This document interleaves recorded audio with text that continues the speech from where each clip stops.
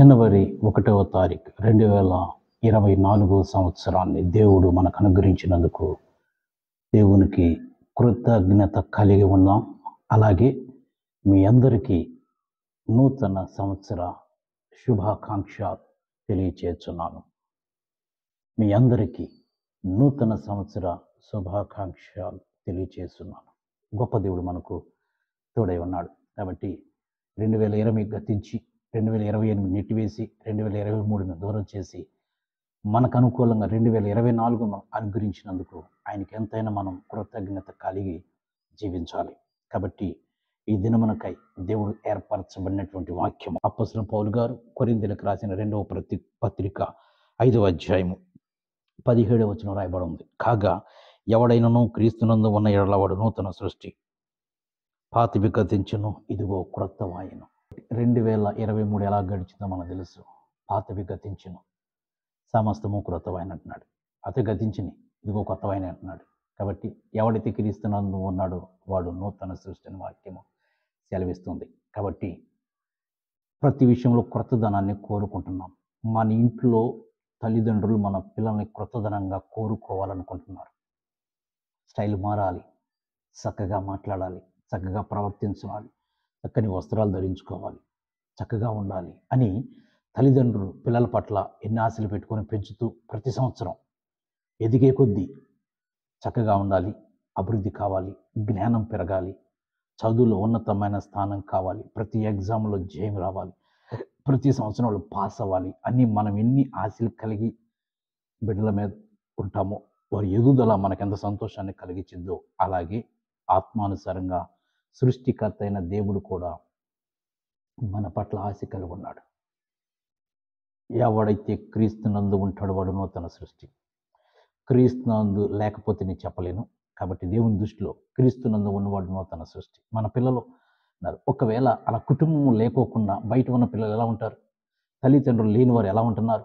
బంధువులు లేనివారు ఎలా ఉంటున్నారు? చూడండి, ఒక క్రమం ఉండదు. కొంతమంది కష్టపడి బాధ్యత కలిగి దేవుని ప్రేమ ఉన్నవారు అభివృద్ధికి వెళ్తారు. మిగిలిన వారు ఎలా ఉంటారంటే చాలా దీన స్థితిలో, ఒక గౌరవం లేని స్థితిలో ఉన్నవారు చాలామంది ఉన్నారు. అలాగే ఆత్మీయసారంగా మనం ఆలోచన చేస్తే ఆత్మానుసారంగా దేవుడు కోరుకుంటున్నాడు. సంఘంలో కట్టబడిన నీవు, సంఘంలో ఉన్న నీవు, సంఘంలో చేర్చబడిన నీవు ఎలా ఉండాలంటున్నాడు? కొత్తగా ఉండాలి. నీ మాట కొత్తగా ఉండాలి, నీ పనులు కొత్తగా ఉండాలి. నువ్వు చేసే ఏదైనా సరే సలహా ఇవ్వచ్చు, ప్రార్థన చేయొచ్చు, మాటలు చెప్పవచ్చు, ఏదైనా కావచ్చు. క్రొత్తదనం కావాలి, ఎదుగుదల దాన్ని అంటారు. దాన్ని క్రొత్తదనం వచ్చే కొద్ది ఎదుగుదల అంటారు. కాబట్టి నా ప్రియుడా, నీ ఆత్మ వర్ధిల్లుచున్న ప్రకారం నువ్వన్నిటిలో సౌఖ్యంగా ఉండాలని భక్తుడు ఎలా కోరుకున్నాడో అలాగే 2024లో నీ ఆత్మీయ స్థితి ఎదగాలని నా కృప కలిగిన దేవుడు కోరుకుంటూ ఉన్నాడు. కాబట్టి క్రొత్తదనం కావాలి. కీర్తనలో రాయబడి ఉంది, క్రొత్త కీర్తన పాడుడి అని దేవుడు కోరుకుంటున్నాడు. మరి కీర్తనలోనే క్రొత్తదనం కావాలన్నప్పుడు నీ జీవితంలో క్రొత్తదనం కావాలని కోరుకోడా? ఎప్పుడూ అలాగే ఉండిపోతావా? ఉండమాక. నీ విధానంలో మార్పు రావాలి. పాటలు పాడతలను ఇన్ని సంవత్సరాల నుండి ఈ 2024 దేవుడు నీకు సమయం ఇచ్చాడు. పాటలు పాడు. ఎప్పుడు వాక్యం చదవాలా? 2024లో వాక్యం చదువు. క్రొత్తదనం కావాలంటున్నాడు దేవుడు. ఎప్పుడు కూడా వాక్యం ఎప్పుడు వివరించలేకపోయావు. 2024లో వివరించు. ప్రార్థన చేయలేకపోతున్నావు. 2024లో ప్రార్థన చేయి. ఎదుగుదల కోరుతున్నావు. క్రొత్తగా ఉండాలి. ఎప్పుడు వచ్చావు వెళ్ళిపోతున్నావు. ఇదే జీవితం అయితే నువ్వు పాతగానే ఉండిపోయావు. క్రొత్తగా కాట్ల. సంవత్సరం కొత్తది వచ్చింది కానీ నువ్వు క్రొత్తగా ఉండలేకపోతున్నావు. కాబట్టి మనకు క్రొత్త సంవత్సరం ఎలా వచ్చిందో మనం కూడా క్రొత్తగా ఉండటానికి ప్రయత్నం చేయమంటున్నాడు కృప కలిగిన దేవుడు. ఎవడైతే క్రీస్తునందున్నాడో వాడే నూతన సృష్టి. క్రొత్తగా ఉండాలి. కాబట్టి క్రీస్తులో ఉంటేనే కుటుంబంలో ఎలా అయితే తల్లిదండ్రుల దగ్గర ఎదుగుతున్న బిడ్డలు ఎలా ఉన్నతంగా ఉండి ఒక క్రొత్తదనాన్ని చూపిస్తారో అలాగే సంఘములో ఉన్న నీవు సంఘానికి కట్టుబడి క్రొత్తదనంగా జీవించు. నీ మాట ప్రవర్తన అన్ని కొత్త. పాటలు, వాక్యాలు, ప్రార్థన ముందంజలో ఉండి ఆయన నామాన్ని మహింపరచాలని కోరుకుంటూ ఉన్నాడు. గొప్ప దేవుడు మనకు తోడై ఉన్నాడు. కాబట్టి ఈరోజు మహిమకి నీతో నాతో మాట్లాడుతున్నాడు. నువ్వు నిజంగా క్రీస్తులో ఉన్నవా? క్రీస్తులో ఉన్నవారు మాత్రమే కొత్తదనం చూపిస్తారు. క్రీస్తులో లేని వారు కొత్తదనాన్ని చూపించరు. వాళ్ళ పాత జీవితాల్లోనే పాతదానం కొత్తదనం చూపిస్తారు కానీ దేవుళ్ళు కొత్తదనం చూపించలేరు. కాబట్టి దేవుల్లో ఉన్నవాడు మాత్రమే కొత్తదనం కావాలంటున్నాడు. ఎవడైతే క్రీస్తులో ఉన్నాడో వాడే, క్రీస్తులో ఉంటేనే కొత్తదనం చూపించాలి. మన మాట ఏదైనా కావచ్చు, మనం చెప్పే ప్రతి మాట పనుల్లో దేవుడు చూస్తున్నాడు. కాబట్టి నేను చూస్తున్నానని మీరు చేయకూడదు, ఇంకెవరో చేయకూడదు. దేవుడు చూస్తున్నాడు అని నువ్వు చేయగలిగితే ఆయన నామానికి మహిమని తేగలుగుతావు. అదే కోరుకుంటున్నాడు. కొత్త సంవత్సరంలో కొత్త విధానాన్ని కోరుకుంటున్నాడు. నీలో ఒక ప్రత్యేకత కావాలి. ఇంతకు ముందులాగా నువ్వు రక్షణ లేకుండా ఇప్పుడు రక్షణలోకి వచ్చావు. కాబట్టి ఇప్పుడు నీకు దేవుడు ఒక ప్రత్యేక కృపనిచ్చాడు. ఏంది? అందరికీ రక్షణ పొందిన వారికి, పొందుతున్న వారికి, పొందబోయే వారికి, పొంది ఉన్నవారికి, ఎవరైనా కావచ్చు, అందరికీ ఈ 2024లో ఇంతకుముందు ఎంతోమంది రక్షణ పొందున్నారు. ఇప్పుడు 2024 వచ్చేసరికి కొత్తగా మళ్ళా రక్షణ పొంది చేర్చబడిన వారు ఉన్నారు. చేర్చటానికి సిద్ధపడి కూడా ఉండుంటారు.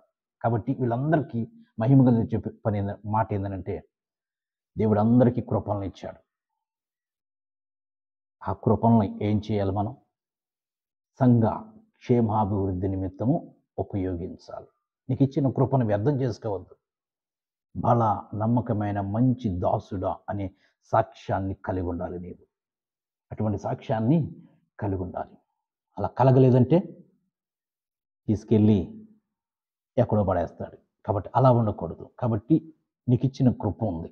ఏం చేయాలి? నువ్వు సంఘ క్షేమాభివృద్ధి నిమిత్తము ఉపయోగించాలి. నువ్వు పనికి వెళ్తావు, నెలంతా పనిచేసి జీతం తీసుకొచ్చి ఎవరికి ఇస్తా? నీ ఇంట్లో ఇస్తావు, పక్కింటి వాళ్ళకి ఇవ్వవు.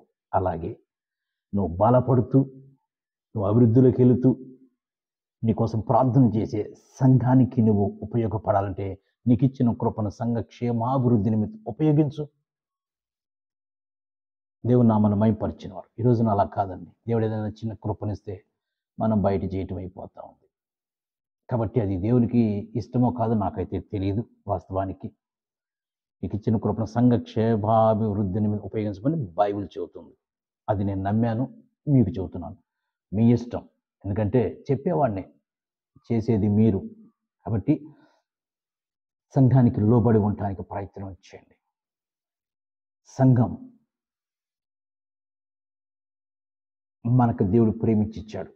సంఘానికి శిరస్సు క్రీస్తు అయి ఉన్నాడు. మనందరం అవయవాలై ఉన్నాం. కాబట్టి ఈ నూతన సంవత్సరంలో ఆయన్ని కుంటాన్ని చేయొద్దు, గుడ్డాన్ని చేయొద్దు, అవిటాన్ని చేయొద్దు, బలహీన చేయొద్దు. 2024లో ప్రవేశించాం. దేవుడు మనకు అనుగ్రహించిన ఒక తీర్మానం కలిగి ఉండు. ప్రభువా, నేను సంఘంలో చేర్చబడ్డాను, సంఘములో ఒక విశ్వాసిని, సంఘములో ఒక వ్యక్తిని. కాబట్టి నాకంటూ ఒక ప్రత్యేకత నీకుంది ఇచ్చావు. కాబట్టి సంఘానికి నేను కృతజ్ఞుడనై జీవిస్తాను. ఏది ఏమైనా నాకు నీవే అని. ఎందుకంటే సంఘం నీ కోసం ప్రార్థన చేస్తాను. నీకు తెలుసా సంగతి? నీకు తెలియదు, నువ్వు పట్టించుకో. నీ ఆశీర్వాదానికి కారణం సంఘ ప్రార్థన, నీ మేలులకు కారణం సంఘ ప్రార్థన. తెలుసా నీకు? నీకు తెలియదు. ఎందుకంటే నువ్వు ఉండవు కాబట్టి. నువ్వు లేకుండానే నీ కోసం ప్రార్థన చేస్తుంది సంఘం. అది కాబట్టి ఈ నూతన సంవత్సరంలో అన్న, ఈ 2024లో అన్న, ఒక్కసారి మీరు జ్ఞాపకం చేసుకోండి. నేను సంఘ క్షేమాభివృద్ధి నిమిత్తం ఉపయోగపడాలి కోరుతున్నాడు దేవుడు. ఎవడైతే క్రీస్తునందు ఉన్నాడో వాడు నూతన సృష్టి. నూతనంగా కావాలంటున్నాడు. పాతవి గతించును, ఇదిగో కొత్తవైన అంటున్నాడు. పాతి వదిలేసే కొత్త దానిలోకి రావడానికి ప్రయత్నం చేయి. అలా ఉండాలని ప్రభు పేరట మీకు నేను మనవి చేస్తున్నా. అటువంటి కృప మీరందరూ కలిగి సంఘ క్షేమాభివృద్ధి ఉపయోగించి సంఘాన్ని అభివృద్ధిలో తీసుకెళ్లాలని ప్రభు పేరు మనవి చేస్తున్నా. అటువంటి కృప మనందరం కలిగి ఉండాలని కూడా నేను ప్రార్థన చేస్తూ ఉన్నా.